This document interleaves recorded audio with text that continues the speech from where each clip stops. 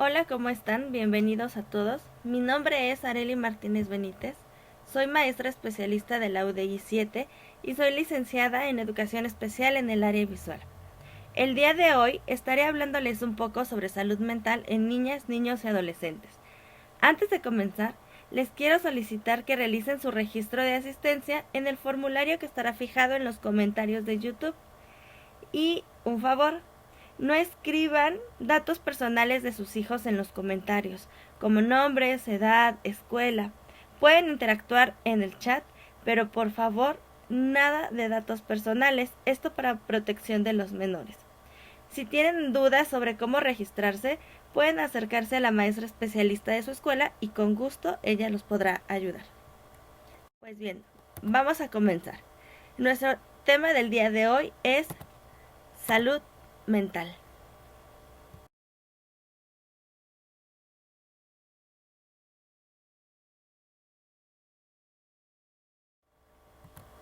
La salud mental en la infancia significa alcanzar los indicadores del desarrollo psicomotriz, tanto también en el lenguaje, en lo cognitivo y en lo emocional. El que aprendan habilidades sociales saludables, pero también afrontar los problemas de la vida cotidiana, el que aprendan a resolverlos. Los trastornos mentales en la infancia se pueden manifestar a través de cambios notables en su forma habitual de aprender, de comportarse o manejar las emociones. Si los síntomas persisten e interfieren con las actividades de la escuela, de la casa y o el juego, es momento de buscar ayuda. Los trastornos más comunes en la infancia y adolescencia son los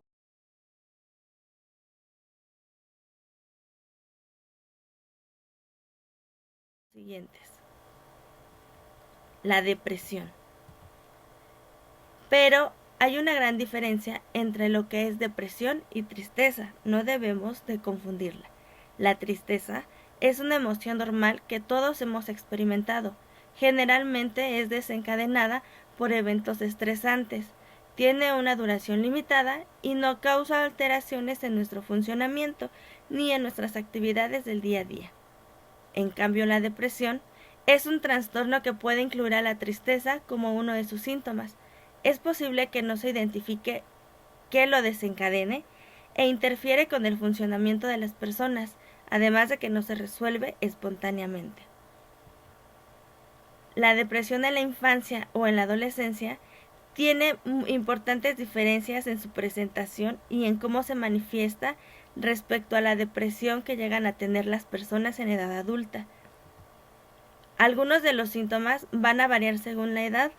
Por ejemplo, los más pequeños pueden tener síntomas físicos, como lo son dolores de cabeza o dolores de estómago, cambios en el apetito o problemas para dormir. En los mayores se pueden agregar problemas en el rendimiento académico o jugar menos de lo habitual. Los adolescentes llegan a expresar tristeza, irritabilidad, aburrimiento, sensación de incompetencia y problemas. Otro trastorno es la ansiedad. La ansiedad durante el desarrollo de niños y niñas y adolescentes llega a tener un patrón normal, que esta va cambiando con la edad, es decir, todos en algún momento de nuestra vida llegamos a presentar ansiedad, pero los niveles llegan a ser normales. Por ejemplo, entre los 7 y 9 meses y hasta los 2 años se experimenta ansiedad frente a extraños. Los menores de 6 años tienen ansiedad a sucesos específicos, como por ejemplo a las tormentas, al fuego, al agua y a la oscuridad. Después de los 7 años, la ansiedad es por sucesos más abstractos y menos específicos, como por ejemplo los fantasmas, los gérmenes, las enfermedades y la escuela. En la adolescencia, la ansiedad es por sucesos más específicos, como el ser rechazado por sus compañeros, a enfermedades o procedimientos médicos, que ya no es normal. Ya no es normal que esta emoción sea desproporcionada y que además se prolongue para el estímulo que lo desencadenó, además de que esté acompañada de otros síntomas que llegan a generar un malestar que es importante, que ella llega a tener problemas o llega a generar problemas en las actividades del día a día. ¿Cuáles son las señales de alerta que debemos de estar al pendiente sobre la ansiedad? Bueno, pues estos son miedos y preocupaciones excesivos y recurrentes, irritabilidad y cambios de humor, evitar actividades como la escuela o las interacciones sociales, bajar las calificaciones, problemas para dormir o concentrarse, uso de sustancias u otros comportamientos de riesgo y quejas físicas crónicas como fatiga, dolores de cabeza o estómago. Otro problema de salud mental que llegamos a encontrar es el suicidio. Pues sí, como lo escuchan. El suicidio también se da en adolescentes. Antes teníamos la idea que lo llegábamos a encontrar en edades de a partir de los 14, 15 años. Pero la gran sorpresa es que ya lo hemos estado encontrando en niños de edades más pequeñas. Es decir, los suicidios no son exclusivos de los adultos, también ocurren en niños, niñas y adolescentes. El suicidio es la tercera causa de muerte para los jóvenes de edades comprendidas entre los 15 y los 19 años. Está íntimamente asociada a depresión, ansiedad y problemas de conducta. Y no existe una sola causa para el suicidio. Se conjuntan factores personales, psicológicos, biológicos, sociales y culturales. ¿Cuáles van a ser las señales de alarma frente al suicidio? Pues 1. Hacer afirmaciones o comentarios suicidas. 2. Expresar preocupación e interés con el tema de la muerte o al conversar, escribir o dibujar. Que haya una pérdida de interés en actividades que antes disfrutaba. Distanciarse de amigos y familiares. Descuidos en su apariencia personal. Deterioro en el rendimiento escolar. Cambios en el estado de ánimo como enojo repentino. Cambios en los patrones del sueño y de apetito y comportamiento agresivo. Pero si tenemos conductas suicidas, ¿qué es lo que no tenemos que hacer? Bueno, pues lo que no se tiene que hacer, como número 1, tenemos ignorar la situación. Suponer que la amenaza no es real. El hecho de no quererla ver no quiere decir que no puede suceder. A veces pensamos que quiere llamar la atención, pero no, y si no es así, o si lo está diciendo porque quiere llamar la atención, también es un síntoma que tenemos que estar alertas. ¿Qué está pasando que quiere llamar mi atención? ¿Qué es lo que está sintiendo que quiere que yo esté ahí con él y que lo escuche? Otro punto es minimizar las razones o causas de la conducta. Ay, ¿para qué te pones así? Si eso no es algo tan pequeño, lo puedes resolver en un momento. No hay que minimizar el sentimiento o la emoción que ellos están teniendo en ese momento. Para ellos es importante ese sentimiento, esa emoción. Entonces no hay que minimizarla. Regañar, sermonear o ridiculizar los pensamientos o las conductas suicidas. Jamás, jamás hay que burlarnos de ellos. Como bien lo dije antes, tenemos que valorar y respetar el sentimiento que ellos están teniendo. Otro punto, abandonar a la persona que expresa una conducta suicida. No lo dejemos solo, porque entonces puede que esta conducta se pueda llegar a concluir. Pero ¿qué sí podemos hacer?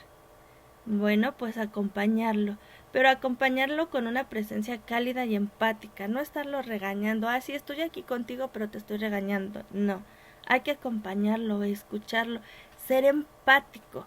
A lo mejor es, no estoy pasando por lo mismo que tú, pero trato de entenderte, trato de saber qué es lo que estás sintiendo.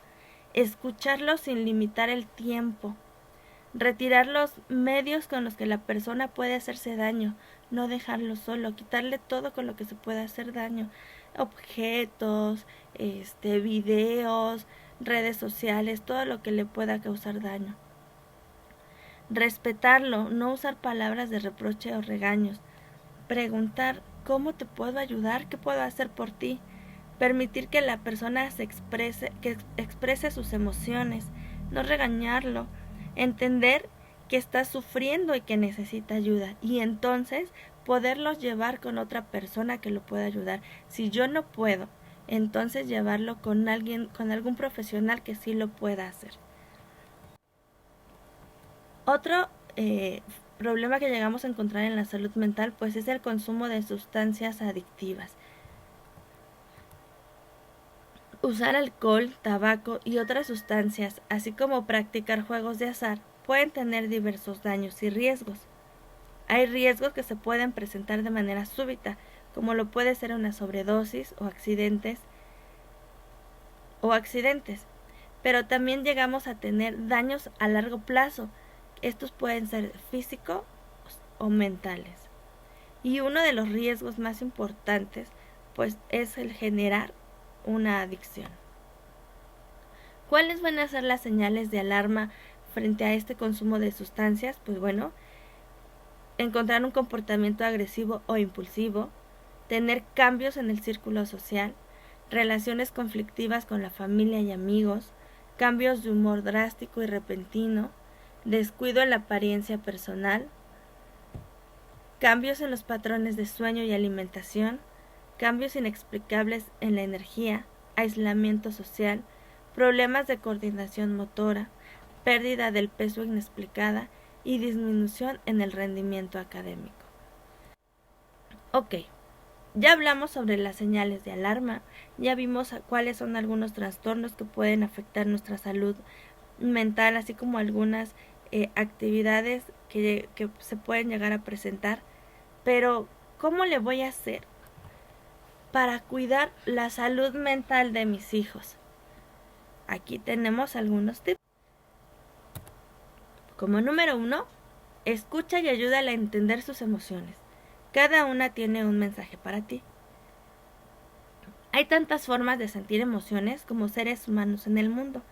Es importante que les hagamos entender que las emociones no son ni buenas ni malas. Todas las emociones son necesarias y son una gran forma para entender el mundo que les rodea. ¿Y cómo lo vamos a hacer? ¿Cómo vamos a hacer que ellos puedan tener este manejo de emociones? Cuando a veces ni nosotros mismos llegamos a tenerlos, ¿no? Bueno, pues aquí les van unos tips. Primero, recuerden que somos un modelo de conducta. Es decir, ellos van a aprender de lo que vean de nosotros. Si nosotros les hablamos gritando, ellos nos van a gritar, nos van a hablar gritando. Pero si nosotros los tratamos con respeto, ellos van a aprender a tratarnos a nosotros con respeto, a tratar a los demás con respeto. Entonces vamos a recordar que ellos van a aprender de lo que vean de nosotros. Otro punto, hablar de lo que sentimos. Expresarle lo que nosotros estamos sintiendo, si nos sentimos enojados, si nos sentimos tristes, si nos sentimos alegres. Van a ver que si nosotros podemos acercarnos a ellos y les tenemos la confianza para contarles qué es lo que nos está pasando, cómo nos estamos sintiendo, ellos van a tener la misma confianza para poder acercarse a nosotros y que sepan que los vamos a escuchar. Además de que los vamos a volver empáticos para que puedan escuchar las emociones de los demás y puedan ellos mismos tener esa disponibilidad y puedan abrirse para contar lo que sienten. ¿A cuántos de nosotros no nos cuesta contar lo que sentimos? Entonces vamos a ayudarlos para que a ellos no les cueste trabajo, para que ellos puedan hablar abiertamente lo que sienten, pero también saber con quién pueden hacerlo. Aceptar sus sentimientos, incluso cuando son inadecuados. Respetar lo que están sintiendo. No reprocharlos, no regañarlos, ¿ok? Entiendo lo que estás sintiendo. No es adecuado a lo mejor. Y no es adecuado la forma en que lo estás representando. ¿Cuándo pasa esto? Cuando ya te haces daño a ti mismo o a alguien más. Pero, entonces, ¿qué es lo que debo hacer? 1, hacerle notar o ponerle nombre a la emoción que él está teniendo y entonces explicarle cómo es que la puede demostrar, cómo es que él la puede desarrollar sin necesidad de tener que lastimarse a él o a alguien más. Guiar su comportamiento sin castigos. Recuerden, o como ya les habíamos dicho en algunos talleres a ustedes, papitos, es enseñarles que hay consecuencias a todos los actos que ellos realicen. No es castigarlos, sino enseñarles que todo acto tiene una consecuencia lógica, y que a lo mejor esta consecuencia no siempre le va a gustar, pero que todo acto que él realice va a tener una consecuencia. Por ejemplo, si no terminó todo su trabajo en la escuela, pues entonces va a tener que llegar a casa a terminar ese trabajo que no hizo en la escuela. ¿Y cuál va a ser la consecuencia? Que entonces su tiempo en el que él tenía para jugar, pues va a disminuir. ¿Por qué? Porque lo que no terminó en la escuela lo tuvo que terminar en casa. Y por último, poner límites cuando sea necesario. ¿Okay? Ellos están en un proceso en el que están aprendiendo a manejar estas emociones, a generar hábitos, a generar lo que está bien y lo que está mal. Entonces hay que enseñarles qué es lo que tienen que hacer, ¿no? No siempre es darles todo, no siempre es decir, pues como es pequeño tengo que ayudarlo, tengo que hacerle todo por él. No, al contrario, es enseñarle que en casa hay límites, que en casa hay obligaciones y que no es ayudarle a mamá, es colaborar entre todos, porque todos vivimos en una misma casa y todos debemos de cuidarla. No es obligación nada más de mamá o de papá, sino de todos. Como número 2, tenemos el tener un estilo de vida saludable. Uno de ellos es desarrollar buenos hábitos de sueño. Sí, así es. Enseñarlos a que tienen que dormir sus horas. ¿Qué pasa cuando nosotros no dormimos bien? Pues andamos de malas, estresados. ¿Y ellos cómo lo van a manifestar? Pues llorando, estando enojados, siendo rebeldes. Entonces vamos a procurar generarles estos hábitos de sueño. Y bueno, yo aquí les puse una pequeña tabla donde mencionan las necesidades de sueño dependiendo la edad. Por ejemplo, los recién nacidos tienen que dormir entre 16 y 18 horas al día. Niños y niñas en edad preescolar de 11 a 12 horas al día. Niños y niñas en edad escolar por lo menos 10 horas al día. Adolescentes de 9 a 10 horas al día. Y adultos, incluyendo adultos mayores, de 7 a 8 horas al día. Otro es encontrar actividades físicas que le motiven. ¿Qué pasa cuando realizamos actividades físicas que son motivantes para nosotros? Bueno, pues cuando hacemos ejercicio nuestro cuerpo libera múltiples sustancias, o entre ellas están las endorfinas. Estas también son llamadas las sustancias químicas de la felicidad, pues son sustancias que se fabrican en el cuerpo y actúan como analgésicos y elevadores del estado de ánimo naturales. Otros efectos importantes es que desencadenan una sensación positiva en el cuerpo y reducen los niveles de la hormona del estrés. También tenemos que mantener una alimentación balanceada. ¿Qué pasa cuando no comemos? Igual estamos de malas. Entonces, tener una alimentación balanceada es fundamental para la estructura y función del cerebro. Por eso tienen un impacto potencialmente profundo en la salud mental. Y en esta parte de una alimentación balanceada, como bien su nombre lo dice, balanceada, pues es darle esas vitaminas, nutrientes, proteínas que ellos necesitan. Porque no es lo mismo decir, bueno, le voy a comprar un taco y ya con eso sé que se va a llenar. Pero ok, lo estoy llenando, pero no lo estoy nutriendo. Entonces es encontrar esa diferencia. Claro que de vez en cuando, pues bueno, no hace daño. Y por último tenemos el escucharlos. Sí, yo siempre les he dicho que es un punto muy importante para la salud mental. Hay que ayudarlos a encontrar sus redes de apoyo. que se den cuenta que tienen personas a su alrededor con las que pueden contar, con las que se pueden acercar y contarles cómo se sienten, qué es lo que están pensando, qué es lo que les está pasando, lo que les sucedió en su día a día. Que si a lo mejor mamá, papá están ahí, también hay un tío, una tía, una abuelita, un abuelito, incluso un maestro que los puede escuchar. Aceptar a tus hijos tal y como ellos son, no como pudieran ser. ¿Cuántas veces no los hemos llegado a comparar? No hemos querido que hagan cosas que a nosotros nos hubieran gustado hacer y entonces queremos que ellos los hagan. No. Recuerden que sus hijos son únicos y tenemos que respetarlos y aceptarlos tal cual ellos son. Que si a lo mejor yo soy muy parlanchina, pero él es muy callado, así es, somos diferentes, él es diferente y tenemos que aceptarlo y valorarlo tal cual es. Escúchalo, pon atención a su comportamiento, como ya lo habíamos dicho anteriormente, estas señales de alarma, estar observándolos. Otro punto, comunícate con ellos, habla con ellos. Si tú te acercas de una manera respetuosa y empática, ellos también así lo van a percibir y van a poder acercarse a ti. Hazle ver que es un miembro importante en la familia, que lo que hace importa, que si coopera en casa por mínimo que sea, él puso un granito de arena para que esa familia funcione y que lo que hace es importante para ti y para los demás. Reconoce el esfuerzo y el progreso tanto como el resultado final. No nada más es el resultado, también es todo lo que le costó llegar a ese final.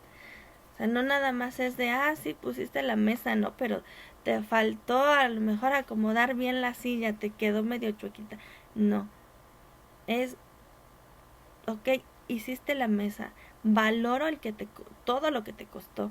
Entonces, a lo mejor poco a poco vas a ir modificando lo que en ese momento para mí está mal, pero que se puede arreglar. Hay que reconocer ese esfuerzo. Y por último, dile comentarios positivos. A veces nos las pasamos diciéndoles todo lo malo. Y no, tenemos que también reconocer que tienen cosas positivas y decirles esas cosas positivas. Esos comentarios, el decirles un te amo. A veces creemos que está implícito en todas las cosas que les damos, al darles de comer, al llevarlos a la escuela, al trabajar para darles lo que ellos necesitan. Pero también el escucharlo, el darles un abrazo, va a marcar mucho. El decirles creo en ti, confío en ti, sé que eres importante, sé que eres inteligente y que vas a poder. Sé que te esforzaste y que ese examen va a salir muy bien. Que si no te obtienes un 10 vas a obtener una calificación que va a estar muy adecuada a todo el esfuerzo que tú realizaste. Y que si no es así, entonces le vamos a echar ganas para que la siguiente sea mejor. Y bueno, estos fueron algunos de la información, que es muy poca, porque en sí hablar de la salud mental es un tema súper extenso, pero bueno, si ustedes llegaran a tener la inquietud de conocer un poco más o la necesidad de tener que acercarse a un profesional para que los pueda apoyar, pues yo les voy a pedir que se acerquen con la maestra especialista que tienen en sus escuelas, que se acerquen a las escuelas, a los maestros, a los directivos y que comenten esto que ustedes están necesitando y ellos van a poder orientarlos. También pues recordarles que dentro de las escuelas estamos teniendo talleres que son precisamente para apoyarlos a ustedes, papás, en toda esta parte de la crianza. Entonces también pedirles que se acerquen, que participen y ahí mismo van a poder pues obtener el apoyo que ustedes necesitan. Y pues esto fue todo, muchas gracias, esperemos vernos en la próxima plática. Gracias.